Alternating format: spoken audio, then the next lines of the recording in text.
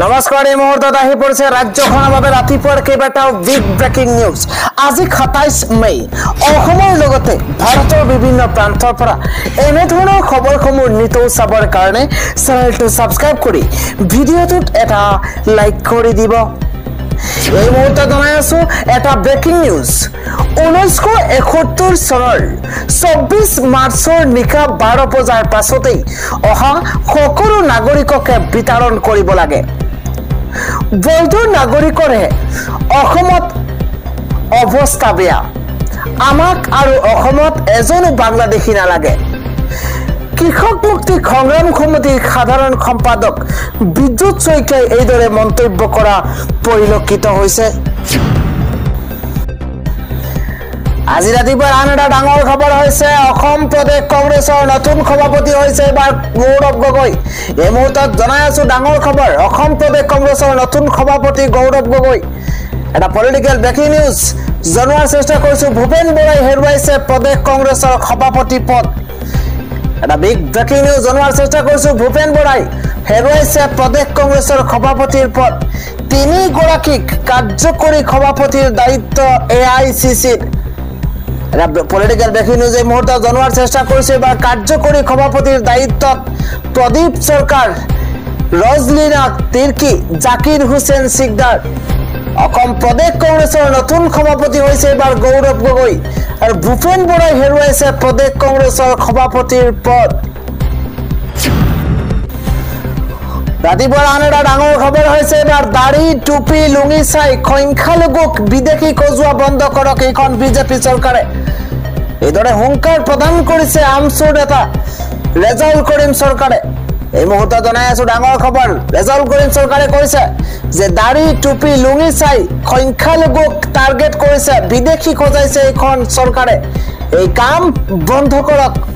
এটা breaking news. অসমৰ মানচিত্ৰৰ পৰা সংখ্যালঘুক নাইকিয়া কৰাৰ ষড়যন্ত্ৰ ৰচনা কৰিছে চৰকাৰে। অসমৰ মানচিত্ৰৰ পৰা সংখ্যালঘুক নাইকিয়া কৰাৰ ৰাজনীতি বন্ধ কৰক চৰকাৰে। সংখ্যালঘুৰ সাংবিধানিক অধিকাৰ কাঢ়ি নিব বিচাৰিব চৰকাৰে, কাঢ়ি দিব নোৱাৰিব এতিয়া চৰকাৰে। এই মুহূৰ্তত ডাঙৰ খবৰ জনোৱাৰ চেষ্টা কৰিছো। গণতান্ত্ৰিক আন্দোলনেৰে চৰকাৰৰ পৰা কাঢ়ি অনা হ'ব সাংবিধানিক অধিকাৰ। এই মুহূৰ্তত এটা পলিটিকেল ব্ৰেকিং নিউজ জনোৱাৰ চেষ্টা কৰিছো।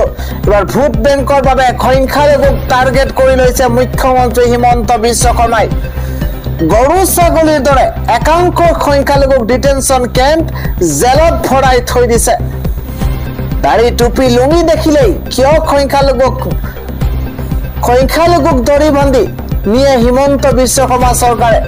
বিদেশী নামত সংখ্যালঘুক হাৰাশাস্তি কৰা হৈছে, অত্যাচাৰ কৰা হৈছে। সংখ্যালঘুক টাৰ্গেট কৰা কাৰ্য আৰু সহ্য কৰা নহব। যধে মধে সংখ্যালঘুক গৰু ছাগলীৰ দৰে ব্যৱহাৰ কৰা বন্ধ কৰক। মুখ্যমন্ত্ৰীক কৈদৰে কঠোৰ সঁকিয়েদি বিস্ফোৰক মন্তব্য কৰিছে আমচুৰ সভাপতি ৰেজাউল কৰিম চৰকাৰে।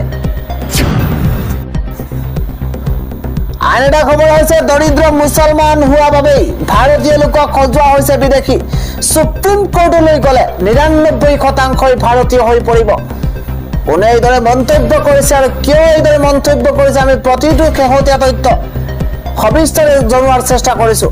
এটা বিশেষ খবৰ, দৰিদ্ৰ মুছলমান হোৱা বাবেই ভাৰতীয় লোকক সজোৱা হৈছে বিদেশী। সুপ্ৰিম কোৰ্টলৈ গলে 99% ভাৰতীয় হৈ পৰিব। পিতৃ মাতৃ স্বদেশী কিন্তু পুত্ৰ সজোৱা হৈছে বিদেশী। উদ্দেশ্য প্ৰণোদিতভাৱে সীমান্ত আৰক্ষীয়ে কোনো নিয়ম নমনাকৈ যাক তাক বিদেশী সজাইছে। কেৱল ধৰ্মীয় আৰু সামাজিক চিনাকি মুছলমান হোৱা বাবেই প্ৰকৃত ভাৰতীয়ক হাৰাশাস্তি কৰা হৈছে। বাংলাদেশী চিনাক্তকৰণৰ মাজতে অসম আৰক্ষীয়ে চলোৱা অভিযানক লৈ বিস্ফোৰণ ঘটাইছে এইবাৰ ABMCয়ে। পৰৱৰ্তী খবৰটো হৈছে এলিজাবেথক বোৱাৰী কৰাৰ পূৰ্বেই তৰুণ গগৈক সাৱধান কৰি দিছিল হিমন্ত বিশ্ব শৰ্মাই। এই মুহূৰ্তত জনাই আছো ডাঙৰ খবৰ। 2012 চনত তৰুণ গগৈক সকিয়াই দিছিল মুখ্যমন্ত্ৰী হিমন্ত বিশ্ব শৰ্মাই। গৌৰৱ গগৈৰ পত্নী এলিজাবেথ সম্পৰ্কত তৰুণ গগৈক এবাৰ চাবলৈ কৈছিল মুখ্যমন্ত্ৰীয়ে আৰু সেই সময়তে এলিজাবেথৰ সৈতে পাকিস্তানৰ সম্পৰ্কৰ কথা গম পাইছিল হিমন্ত বিশ্ব শৰ্মাই। গগৈক ইংলেণ্ডলৈ গৈ এলিজাবেথ সম্পৰ্কে তথ্য ল'বলৈ আহ্বান জনাইছিল ডক্টৰ শৰ্মাই আৰু তাৰ পাছতো এলিজাবেথৰ সৈতে বিবাহ পাকত আবদ্ধ হৈছিল গৌৰৱ গগৈ আৰু সেই দিন ধৰি গৌৰৱ গগৈৰ পৰা দূৰত্ব বজাই ৰাখিছিল হিমন্ত বিশ্ব শৰ্মাই গম পাইছিল এলিজাবেথৰ পাকিস্তান পেলেষ্টাইন সম্পৰ্কৰ কথা 10 ছেপ্টেম্বৰৰ পাছত এলিজাবেথে এৰিব লাগিব দেশ অসমৰ ৰাইজে নজনা বহু কথা ফাদিল হ'ব 10 ছেপ্টেম্বৰৰ পাছতেই গৌৰৱ গগৈৰ ওপৰত সিৰিয়াছ তদন্ত কৰিব চৰকাৰে গৌৰৱ গগৈৰ ওপৰতেই ভাৰতৰ নিৰাপত্তা সংস্থা গভীৰভাৱে তদন্ত চলাই থাকিব গৌৰৱ গগৈ এপিচিচিৰ সভাপতি হোৱাৰ পাছতেই পাকিস্তান লিংকক লৈ মুখ্যমন্ত্ৰীৰ নতুন তথ্য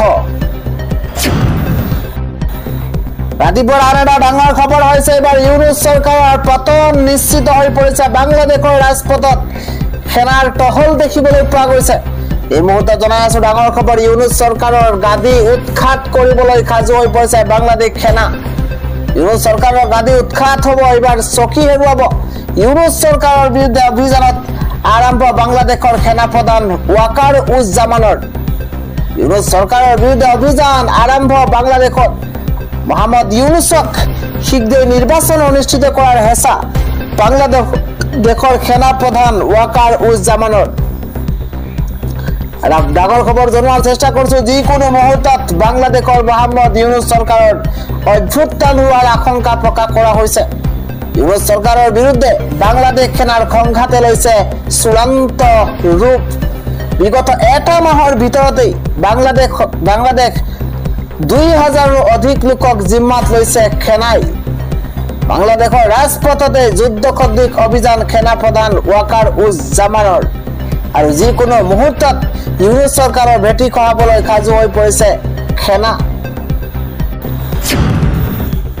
আমি জনাই গৈছো ৰাতিপুৱা আন এটা ব্ৰেকিং নিউজ এবাৰ পুটিনক জুকাই লৈছিল ইউক্ৰেইন কপাই তুলিছে এবাৰ ৰাছিয়াই এই মুহূৰ্ততে আন্তঃৰাষ্ট্ৰীয় ৱাৰ্ল্ড ব্ৰেকিং জনোৱাৰ চেষ্টা কৰিছো 24 ঘণ্টা পূৰ্বে পুটিনক জুকাই লৈছিল ইউক্ৰেইনে মাত্ৰ 24 ঘণ্টাৰ পাছতে কঁপি উঠিছে ইউক্ৰেইনৰ প্ৰতিখন চহৰ এই মুহূৰ্তত এটা ৱাৰ্ল্ড ব্ৰেকিং আমি আপোনালোকক জনোৱাৰ চেষ্টা কৰিছো ৰাছিয়াৰ ক্ৰুজ অঞ্চললৈ হেলিকপ্টাৰেৰে যাত্ৰা কৰিছিল পুটিনে ইউক্ৰেইনৰ কবলৰ পৰা এই অঞ্চলটো উদ্ধাৰ কৰিছিল ৰাছিয়াৰ সেনাই পুটিনৰ এই যাত্ৰাৰ সময়তে ইউক্ৰেইনে কৰিছিল ভয়ংকৰ কাণ্ড ৰাছিয়াৰ ৰাষ্ট্ৰপতিৰ হেলিকপ্টাৰৰ কাষত নিক্ষেপ কৰা হৈছিল ড্ৰোন আৰু ইয়াৰ পাছতেই প্ৰত্যুত্তৰ দিয়া আৰম্ভ কৰে ৰাছিয়াই বিগত 3 বছৰত ইউক্ৰেইনৰ ওপৰত এয়া ৰাছিয়াৰ সৰ্ববৃহৎ প্ৰত্যুত্তৰ ৰাজধানী কিয়েভৰ পৰা আৰম্ভ কৰি 13টাকৈ অঞ্চল লক্ষ্য কৰি লৈছে ৰাছিয়াই 300তকৈও অধিক ড্ৰোন আৰু ক্ৰুজ মিছাইলৰ সহায়ত ইউক্ৰেইনক কঁপাই তোলে ৰাছিয়াৰ ইস্কাণ্ডাৰ M মিছাইলৰ শক্তি দেখা পালে ইউক্ৰেইন ডিফেন্স সিস্টেম ডিফেন্ড কৰি আঘাত কৰিলে এই মিছাইলে আৰু ইয়াৰ পাছতে বিশ্ববাসীৰ ওচৰতে পুনৰ সহায় বিচাৰিছে জেলেনস্কিয়ে